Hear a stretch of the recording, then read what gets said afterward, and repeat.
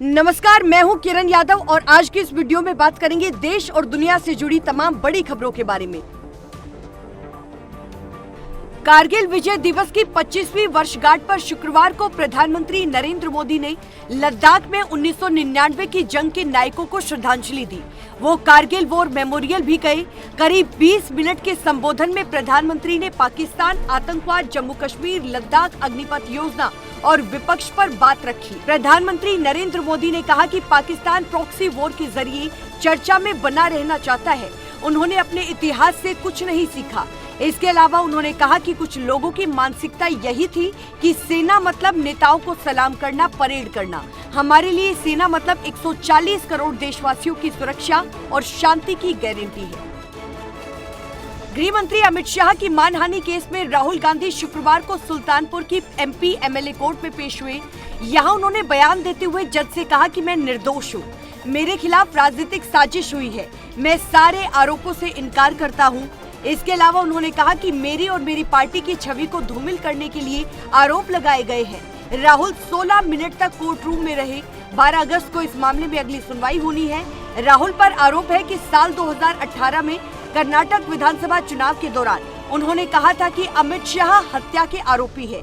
इस बयान के खिलाफ सुल्तानपुर में भाजपा नेता विजय मिश्रा ने साल 2018 में मानहानि का केस दर्ज कराया था। संसद के मानसून सत्र का शुक्रवार यानी कि 26 जुलाई को 5वां दिन रहा। राज्यसभा में किसानों पर चर्चा के दौरान सदन में जोरदार हंगामा हुआ।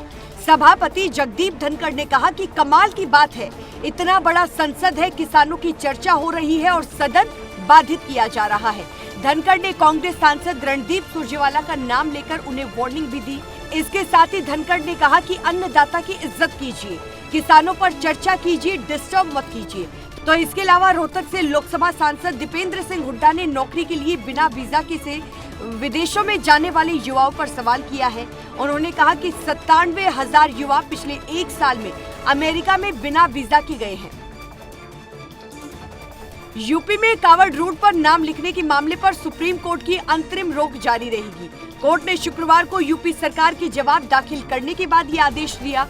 सुप्रीम कोर्ट ने उत्तराखंड और मध्य प्रदेश सरकार को भी अपना जवाब दाखिल करने के लिए कहा है। सुप्रीम कोर्ट में सुनवाई के दौरान यूपी सरकार के वकील मुकुल रोहतगी ने कहा कि केंद्रीय कानून के मुताबिक ये आदेश दिया गया है। कोर्ट ने कहा है कि सभी जगह लागू करिए। फिर वकील ने कहा कि कावड़ सिर्फ 3 राज्यों से गुजरते हैं, ये सिर्फ खाने पीने के लिए नहीं है, केंद्रीय कानून में दी गई व्यवस्था के मुताबिक है। सुप्रीम कोर्ट ने रोक लगा दी है, जबकि कानून में ये व्यवस्था दी गई है कि राज्य इसे लागू कर सकते हैं। आम आदमी पार्टी के संयोजक और दिल्ली के मुख्यमंत्री अरविंद केजरीवाल के स्वास्थ्य को लेकर इंडिया गठबंधन की ओर से 30 जुलाई को जंतर मंतर पर विरोध प्रदर्शन किया जाएगा। इस पर शिवसेना यूबीटी सांसद प्रियंका चतुर्वेदी ने कहा है कि अरविंद केजरीवाल की गिरफ्तारी का कोई सबूत नहीं दिया गया है। इससे पता चलता है कि उनकी गिरफ्तारी सिर्फ राजनीतिक स्तर पर हुई है, इसलिए हम इसका और केंद्रीय एजेंसियों के दुरुपयोग का विरोध कर रहे हैं। हम उनके समर्थन में खड़े हैं। उत्तर प्रदेश की सियासत सुर्खियों में बनी हुई है। मुख्यमंत्री योगी आदित्यनाथ एक के बाद एक अलग अलग मंडल से आने वाले मंत्रियों, सांसदों, विधायकों के साथ मुख्यमंत्री एकदम एक्शन मोड वाली मीटिंग ले रही है।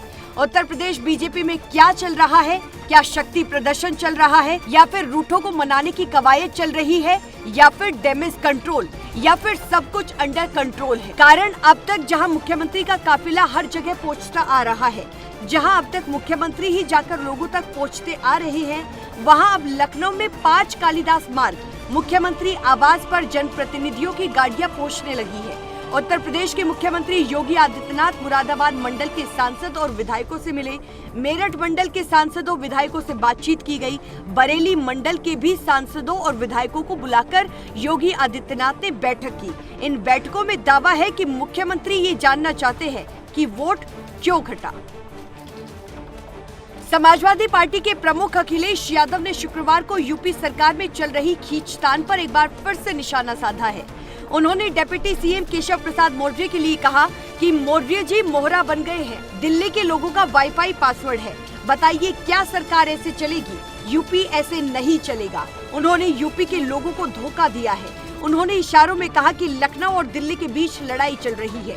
लखनऊ में प्रेस कॉन्फ्रेंस में अखिलेश ने कहा, कि भाजपा हम पर जातिवाद का आरोप लगाती है, उसे खुद अपना देखना चाहिए। योगी जी क्या है, मुख्य सचिव क्या है, ACS होम क्या है, जिलों में बड़े बड़े अफसर कौन हैं? यूपी पुलिस पर अखिलेश ने कहा कि पुलिस ही डाकू बन गई है। मध्य प्रदेश में बीजेपी के वरिष्ठ नेता और राज्यसभा सांसद रहे प्रभात झा का शुक्रवार यानी कि 26 जुलाई को निधन हो गया। वो लंबे समय से बीमार चल रहे और उनका इलाज गुरुग्राम के मेदांता अस्पताल में चल रहा था। वो मूल रूप से बिहार के रहने वाले थे। प्रभात झा दिल्ली, पंजाब और चंडीगढ़ के पार्टी प्रभारी भी रह चुके हैं। उनके निधन पर मध्य प्रदेश के मुख्यमंत्री मोहन यादव ने दुख जाहिर किया है। अनिल देशमुख ने देवेंद्र फडणवीस के खिलाफ दिए गए एक बयान से सनसनी मचा दी है। महाराष्ट्र के पूर्व गृह मंत्री अनिल देशमुख ने बुधवार को आरोप लगाया है कि उप मुख्यमंत्री देवेंद्र फडणवीस ने 3 साल पहले गठबंधन सरकार को गिराने के लिए उन पर दबाव डाला था। तो वहीं फडणवीस ने इन आरोपों से साफ इनकार किया है और कहा है कि खुद उनके खिलाफ कई सबूत मौजूद हैं। अनिल देशमुख ने कहा कि महाविकास अघाड़ी के कई प्रमुख पदाधिकारी के खिलाफ झूठे हलफनामे दायर करने के लिए उन पर दबाव डाला गया था। एनसीपी यानी कि शरद पवार के दिग्गज नेता देशमुख ने कहा कि मुझे बदले में ईडी और सीबीआई जांच से आजादी का वादा किया गया था। राजस्थान और बिहार के लिए भारतीय जनता पार्टी ने गुरुवार यानी कि 25 जुलाई की देर रात नए प्रदेश अध्यक्षों के नामों की घोषणा की है। पार्टी ने बिहार सरकार में मंत्री दिलीप कुमार जायसवाल को बिहार भाजपा की जिम्मेदारी सौंपी है। इससे पहले ये जिम्मेदारी उप मुख्यमंत्री सम्राट चौधरी के पास थी। वहीं राजस्थान से राज्यसभा सांसद मदन राठौर को पार्टी ने राजस्थान का चीफ बनाया है। इससे पहले लोकसभा सांसद सीपी जोशी राजस्थान के प्रदेश अध्यक्ष पद पर थे। 24 जुलाई को ही उन्होंने अमित शाह से दिल्ली में मुलाकात करने के बाद इस्तीफा दिया था। इसके अलावा भाजपा ने 6 राज्यों और केंद्र शासित प्रदेशों के प्रभारियों को बदला है। भाजपा राष्ट्रीय अध्यक्ष जेपी नड्डा ने सभी नामों की घोषणा की, जिसकी जानकारी भाजपा की ओर से सोशल मीडिया प्लेटफॉर्म एक्स पर पोस्ट कर दी गई। खेल महाकुंभ ओलंपिक गेम्स की शुरुआत बीते कल हो चुकी है। 4 साल में एक बार होने वाले गेम्स इस बार फ्रांस की राजधानी पेरिस में हो रहे हैं, जहां 3800 घंटों से ज्यादा का लाइव स्पोर्ट्स होना है और बीते कल रात 11 बजे से ओपनिंग सेरेमनी हुई।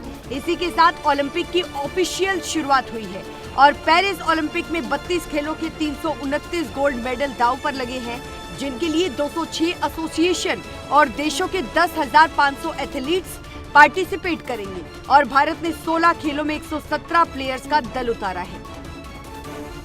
महाराष्ट्र के कई जिलों में तेज बारिश के कारण बाढ़ जैसे हालात बन गए हैं। राज्य की 18 जगहों पर एनडीआरएफ और मुंबई, ठाणे, रायगढ़, पालघर, रत्नागिरी, सिंधुदुर्ग, सातारा और सांगली में एसडीआरएफ की तैनाती कर दी गई है।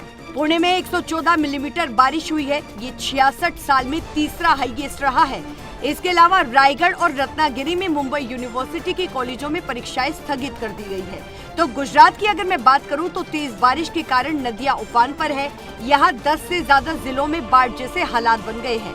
सूरत में पिछले 24 घंटे में 5 इंच बारिश से मीठी और काकरा खाड़ी नदियां ओवरफ्लो हो रही है। फ्रांस में ओलंपिक गेम्स की ओपनिंग सेरेमनी से करीब 10 घंटे पहले शुक्रवार की सुबह 5:15 पर ट्रेन नेटवर्क पर बड़ा हमला हुआ और कई रेलवे लाइनों पर तोड़फोड़ और आगजनी की गई। रेलवे लाइनों पर हमला किसने किया और क्यों किया, इसकी जानकारी अभी तक सामने नहीं आई है। फ्रांस की नेशनल रेलवे कंपनी SNCF के मुताबिक हमले के आधे घंटे के अंदर पेरिस से आने जाने वाली कई ट्रेनों को रद्द कर दिया गया है। वहीं प्रधानमंत्री गैब्रियल अटल ने हमले को ओलंपिक में बाधा डालने की साजिश बताया है। खेलों के इस महाकुंभ में 206 देशों से 10,500 खिलाड़ियों ने हिस्सा लिया है। भारत के 117 खिलाड़ी फ्रांस गए हैं। और फिलहाल के लिए इस वीडियो में बस इतना ही। अगर आपको वीडियो पसंद आई हो तो वीडियो को लाइक करें, कमेंट करें, शेयर करें और साथ ही चैनल को सब्सक्राइब करना बिल्कुल ना भूलें। धन्यवाद।